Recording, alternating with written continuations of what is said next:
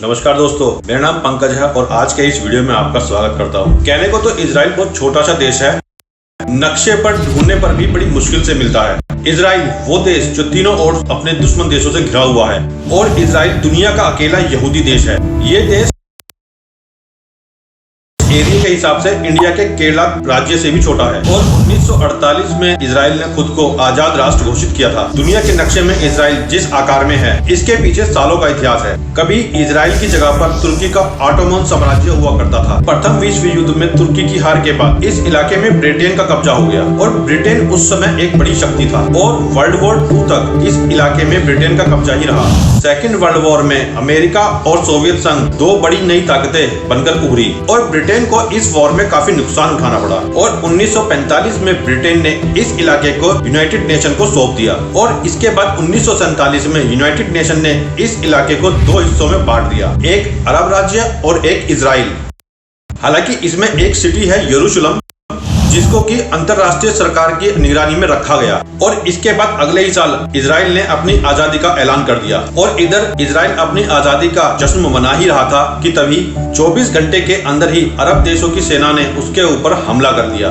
Israel के लिए ये लड़ाई कठिन जरूर थी, पर उसने हिम्मत नहीं हारी। करीब 1 साल तक ये लड़ाई चलती रही। नतीजा ये हुआ कि अरब सेनाओं की हार हुई और इस हार के बदले अरब देशों ने इजराइल को कोई देश मानने से ही मना कर दिया। इससे पहले साल 1953 में मोहम्मद रजा शाह का राज स्थापित था। इस दौरान दोनों देशों के बीच संबंधों में एक नया मोड़ आया। दोनों देशों के बीच एक अच्छे संबंध बनने लगे। इसी के साथ ईरान और इजराइल के बीच आर्थिक, सैन्य और अन्य क्षेत्रों में आदान प्रदान होने लगा। यही नहीं, ईरान से इजराइल को तेल भी दिया जाता था, जिसके बदले में ईरान को आधुनिक हथियार मिलते थे। 1979 की इस्लामिक रेवोल्यूशन तक एक दूसरे के सहयोगी होते थे, लेकिन दोनों देशों के रिश्तों में गिरावट तब आई जब राजशाही के अंत ने रिश्ते बदल दिए। साल था 1979। ईरान में इस्लामिक क्रांति की वजह से राजशाही का अंत हुआ, जिसके बदले वहाँ एक नई सरकार आई जिसने इजराइल का विरोध करना अपनी आइडियोलॉजी बना लिया। इसके बावजूद इजराइल ईरान को हथियार देता रहा ताकि अच्छे रिश्ते फिर से बनाए जा सके। पर एक दिन इजराइल को पता लगा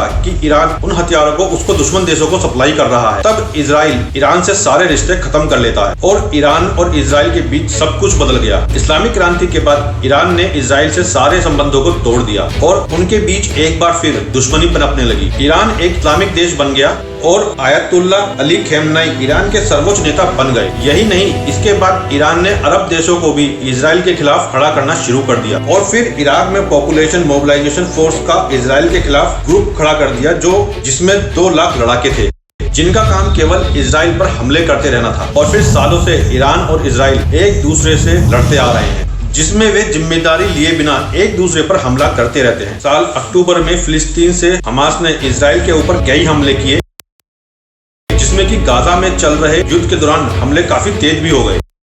दूसरी तरफ ईरान इजराइल के अस्तित्व को आधिकारिक मान्यता नहीं देता है और उसका हमेशा खात्मा चाहता है और इजराइल का मानना है ईरान उसके अस्तित्व के लिए खतरा है, तो उसके शासन पर नरसंहार के आरोप लगाता रहता है।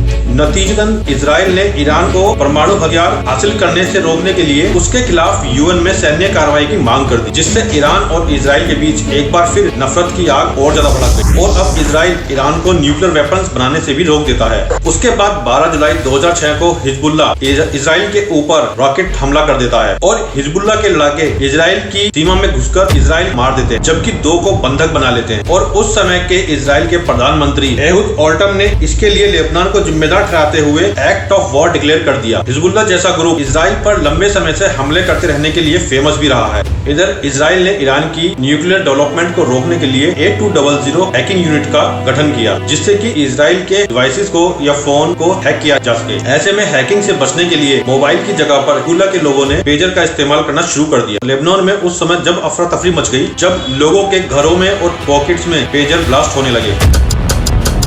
इस धमाके में 12 लोग मारे गए और लगभग 2800 लोग घायल हो गए।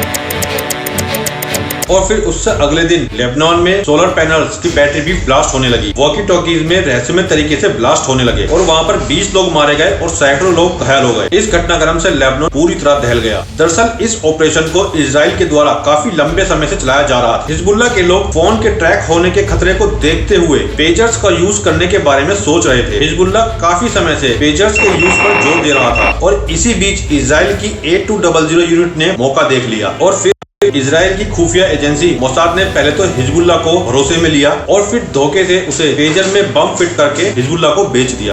इसके लिए सबसे पहले इजराइल ने 2 शेल कंपनियां बनाई। हिजबुल्लाह ने जब पेजर का इस्तेमाल करने का प्लान बनाया तो इजराइल ने एक फर्जी शेल कंपनी बनाने की योजना बनाई जो कि BSC कंसल्टिंग हंगरी में स्थापित है, जो कि ताइवान की कंपनी अपोलो गोल्ड की ओर से पेजर बनाने का कॉन्ट्रैक्ट लेती है और किसी को उन पर शक ना हो जाए पेजर बनाने वाले वास्तविक लोगों की पहचान छिपाने के लिए 2 और फर्जी शेल कंपनियां बनाई गई। हालांकि इनके टारगेट पर जो था वो हिजबुल्लाह ही था। 3 खुफिया अधिकारियों के अनुसार इन पेजर्स में PTN से लैस बैटरियां थी जिसे इजराइल ने पेजर के अंदर फिट कर दिया था और ये पेजर 2022 की गर्मियों में लेबनान पहुंच गए थे। इजराइल ने इन पेजर्स के अंदर विस्फोटक बनाने की तकनीक को विकसित करने के लिए भारी रकम का इन्वेस्टमेंट किया था।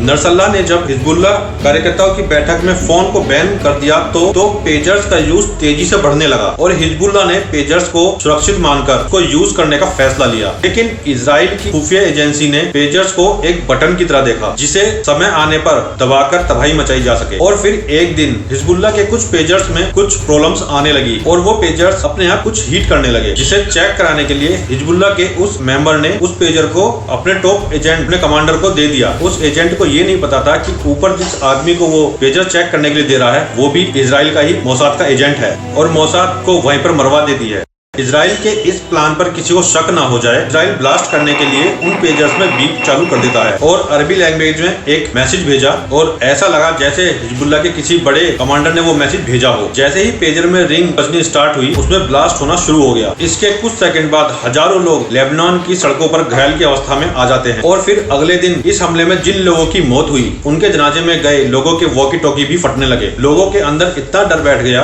पूरे लेबनान में लोगों ने अपने ऑफिस घर में यूज होने वाले डिवाइसेस की बैटरी निकालनी शुरू कर दी और फिर एक बार फिर सब लोग इजराइल की तरफ शक की नजरों से देखने लगे और इस हमले को इजराइल की 8200 यूनिट ने अंजाम दिया था जो कि इजराइल की एक हैकिंग टीम थी। और फिर एक बार फिर दोनों देशों के बीच जंग शुरू हो गई और फिर एक दूसरे पर मिसाइल दागने लगे और वीडियो बनाने तक ये युद्ध अभी चल ही रहा है। मिलते हैं नेक्स्ट वीडियो में। वीडियो देखने के लिए धन्यवाद।